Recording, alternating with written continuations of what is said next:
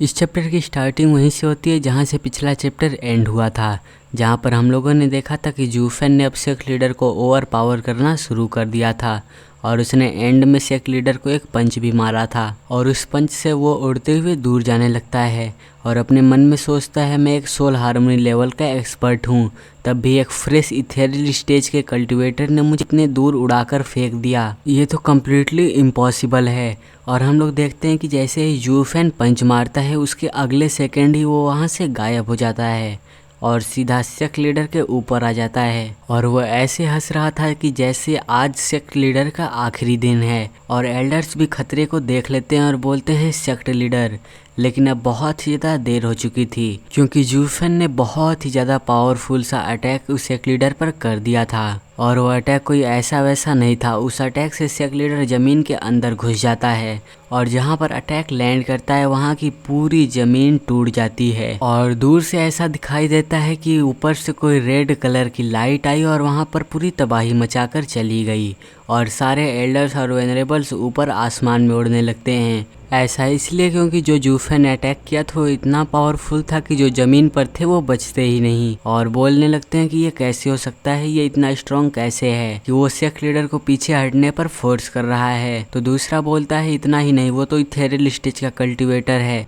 यहाँ तक कि हम इतने पावरफुल हैं और सोल हार्मोनी लेवल के एक्सपर्ट्स हैं तब भी हम ऐसा नहीं कर सकते हैं। लेकिन उस अटैक से सेक्ट लीडर मरा नहीं था, वो जिंदा था और वो इधर उधर देखने लगता है कि जूफेन कहाँ पर गया है। लेकिन जूफेन कहीं पर गया नहीं था, वो बस परफेक्ट मौके का इंतजार कर रहा था और वो सेक्ट लीडर रेन के जस्ट पीछे ही था और वो उससे बोलता है सेक्ट लीडर रेन तुम किधर देख रहे हो। इतना बोलकर वो फिर उसे पंच मारता है और ये वाला पंच इतना सेटिस्फाइंग था कि मैं क्या ही बताऊं। और इस पंच से सेक्ट लीडर के मुंह से खून निकलने लगता है और वह आसमान में जाने लगता है और वो जोर जोर से चिल्ला रहा था। लेकिन जूफेन का अभी भी रुकने का कोई भी प्लान नहीं था और फिर जूफेन अगले ही सेकंड सेक्ट लीडर के ऊपर आ जाता है और अपने दोनों हाथों से इस बार वो अटैक करता है और वो भी अटैक कोई छोटा मोटा नहीं था, वो भी बहुत ज़्यादा पावरफुल था और सेक्ट लीडर दोबारा से नीचे जाकर गिरने लगता है।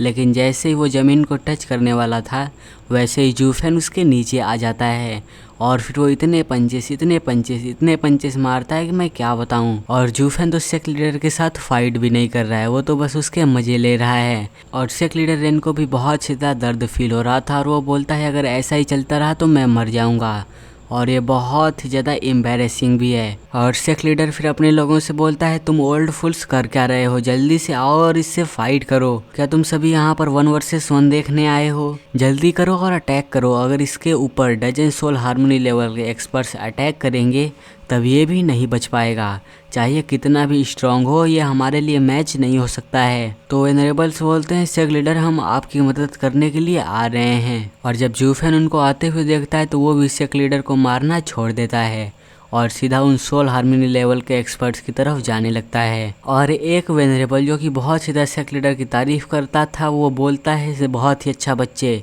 तुम अब सीधा हमारी तरफ आ रहे हो, बस तुम इंतजार करो, हम तुम्हें एक ही अटैक में मार देंगे। और तुम्हारे जैसे बास्टर्ड की हिम्मत कैसे हुई कि वो हमारे यंग मास्टर को मार दे और हमारे सेक्ट लीडर को इतना गंभीर तरह से इंजर्ड कर दे। तुम्हारे क्राइम्स को माफ़ नहीं किया जा सकता, जल्दी से सरेंडर कर दो और मर जाओ। वो एल्डर इतना बोलता है कि उसके ऊपर से एक लाइन जाती है, मतलब कि जूफेन ने अपने वोल्टिंग शॉट से उसको भी बीच में से काट दिया। और सिर्फ उसको ही नहीं, वो आगे बढ़ते जा रहा था और वो सारे जो डजन सोल हार्मोनी लेवल के एक्सपर्ट्स थे उन सभी को मार देता है। और सेक्ट लीडर की आंखें बस खुली की खुली रह जाती हैं और वो बस उधर देखता ही रह जाता है कि उसके सारे एल्डर्स और वेनरेबल्स कैसे मर गए। और फिर जूफेन सेक्ट लीडर की तरफ मुस्कुराते हुए देखता है और इसको तो मुस्कुराना नहीं कहेंगे, वो उसको ऐसे देख रहा है कि आजा आजा तुझे भी मैं काट दूं। और सेक्ट लीडर कांपते हुए सोचता है आखिर ये ब्रैड कितना ज़्यादा पावरफुल है कि इसने सोल हार्मोनी लेवल के एक्सपर्ट्स को एक ही ब्लिंक में मार दिया। और तो और मुझे एक बात समझ में नहीं आ रही कि इसने उन सभी एक्सपर्ट से स्वाड से फाइट की, लेकिन वो मुझसे सिर्फ ऐसे ही फाइट क्यों कर रहा है, अपने पंच से। और फिर अब जूफेन फाइनली बोलता है sect leader Ren, the great middle 3 sect, heaven trailing sect, अब इसमें कुछ भी नहीं बचा है। तुम्हारे सारे एल्डर्स डरपोक हैं और कोई भी ये नहीं चाहता है कि वो अपने आप को रिस्क करके तुम्हें बचा सकें।